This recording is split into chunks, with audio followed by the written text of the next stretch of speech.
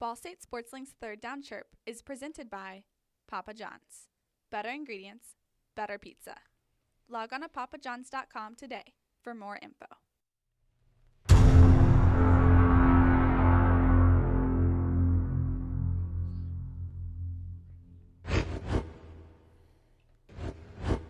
More late game dramatics at the Shoe this past weekend for homecoming in Muncie, Indiana.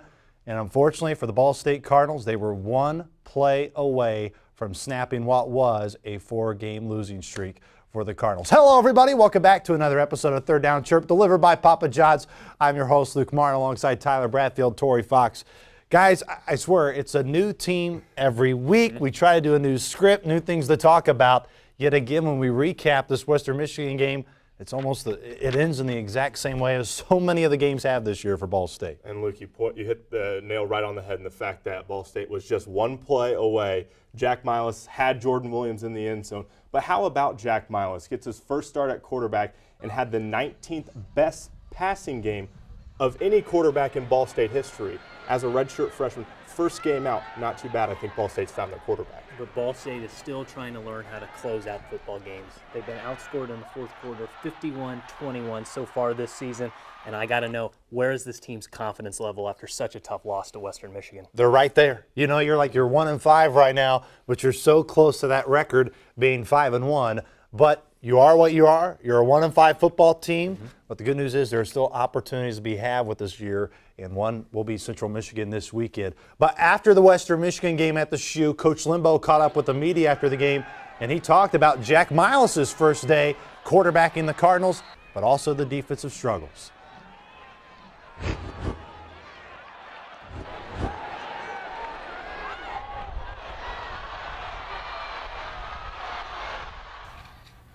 You know, we're just hurting on defense right now, guys. That's it. I mean, we're hurting, and it's showing. You know, we're missing tackles. We're giving up big plays. You know, 3-yard runs in the first half became 6-yard runs in the second half, and I know we held them on the ground in the first half, and that wasn't the case in the second.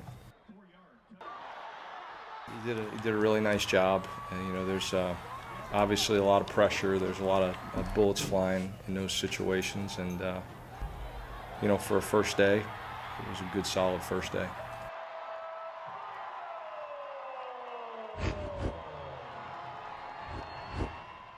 As you could tell, Connor Onion is not on set this week for Third Down Chirp. Rumor has it he sprained his ankle during the bed races last week, but luckily HepCam was there to catch all of the action. Of course, it was homecoming week last week at Ball State, and we went out to the bed races as Aaron Hepp breaks down all the bed race action there on Riverside.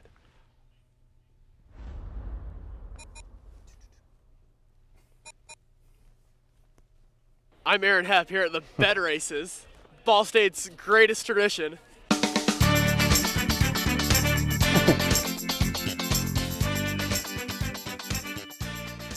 Connor, how you feel? You ready to go attack the course? I'm ready to go. I got my sweater tied around my waist. I got Dylan Welch on my side, ready to row this bed. Pre-race, how are you feeling? Nervous? Nervous. She's ready to go, folks. All right, we're here with some bed race fans. How's the bed races been for you guys? Awesome. I see you guys have got some refreshments, some pizza. Having a great time out here? Yeah!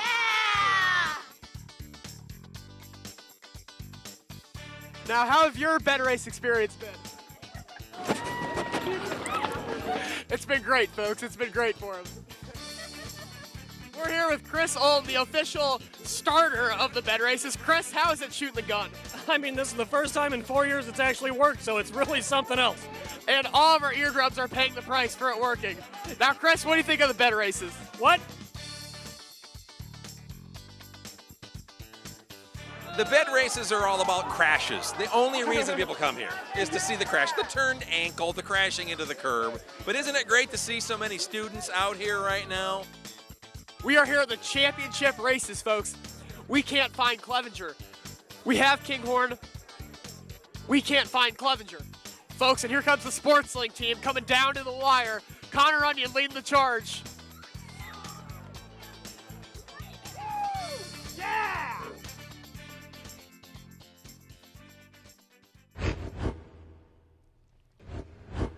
Row the Bed was victorious, fellas. They won their heat. I think we found a new yearly tradition with the SportsLink crew. So you put Connor Onion in the lead position, you win the heat. That's what happens. And a new hashtag, waist high. Waist high. We're always trending in Ball State SportsLink on the Twitter sphere. Well, now it's time to get ready for the Central Michigan Chippewas this weekend. And what better way than the third down chirp scatter report.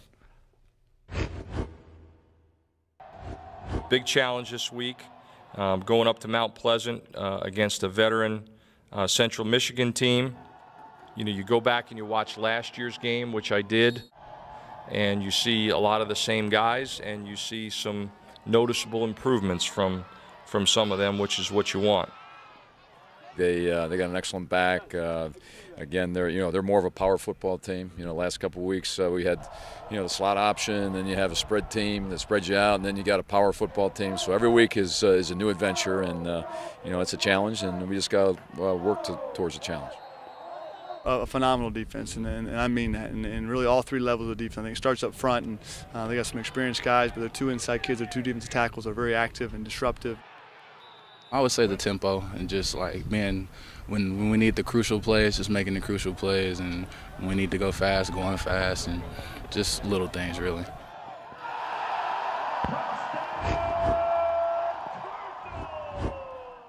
Time is running out in the show this week, but hey, we still got time for the big three. Everybody's ready for the big three facts, so let's find out what the big three facts are for this Central Michigan game as Allison Wilson is here on Third Down Chirp to present her big three facts. We're excited to see what you have for us this week, I'm Allison. excited too. Another big week in Ball State football. All right, I think I have some good stuff for us. This week, Ball State will face yet another Davis. Last week, they had trouble suppressing the wide receiver Corey Davis, who had 154 receiving yards against the Cardinals. And this week, we will face Titus Davis, who plays for Central Michigan, also a wide receiver, and had 187 receiving yards against the Cardinals just last season. So, with family comes traditions, and Central Michigan will be celebrating Traditions Day while we're there on Saturday. They'll wear these new uniforms that are brought back from the World War II era, and they feature old-fashioned gold with maroon stripes and a matte helmet. And finally, as speaking of traditions, the Ball State's MAC standings, the Cardinals have won 5 of the last 6 matchups against CMU. And the last home victory CMU's had against the Cardinals dates back to 2006. So hopefully we can keep that going. I hope so as well. The Cardinals in a losing streak, and it's something that we're not used to here in Muncie, Indiana. Not at all. No, I mean, times have changed, but that's part of building a program and building a football team. Those years are going to happen. I got to tell you, Torey's got to worry because Allison's 3 facts. I don't know if you're going to be here much longer for the studio shows. Let's go through our X Factor for this weekend against Central Michigan. Tyler, what's the Cardinal you got your eyes on? Well, Western Michigan, now Central Michigan. And a very similar task in stopping a very talented running back. Jarvian Franklin for the Broncos. This week, it's Thomas Rawls for Central Michigan. And the task weighs onto Aaron Taylor, the linebacker. Last week, Thomas Rawls had 270 rushing yards against Northern Illinois. Aaron Taylor, 4th on the team in stops. His role this week, a little heightened. I'll go Jordan Williams. The secret is out on who Jack Milas likes to throw the football to. 11 receptions, 179 yards, and 2 touchdowns last week. Jordan Williams had a touchdown last year against Central Michigan. Are the Chippewas ready for number 8? That's what I'm looking for. I'm going to go shocker, Jack Milas, Jack attack here. And the reason why, first game was tremendous. No one really expected that. Keith Winning, guys, never threw for over 300 yards his freshman year. But now somebody's got film on him. Nobody knew who he was last week. Now Central Michigan can game plan against him. What are the Chippewas going to do? How will Jack handle that? That's going to be a big question Saturday afternoon in Mount Pleasant, Michigan.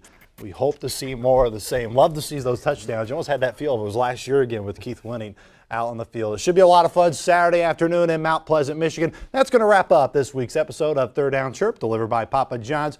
Remember to follow Ball State SportsLink on Twitter and Facebook. Like them on Facebook, Instagram, everything. We're everywhere on the social media sphere. Just search BSU SportsLink. For our producer and director, Alex Seitz, for our whole talent crew, and Allison Wilson, Tyler Bradfield, Torey Fox, I am Luke Martin saying so long from Studio B. Let's beat those Chippewas.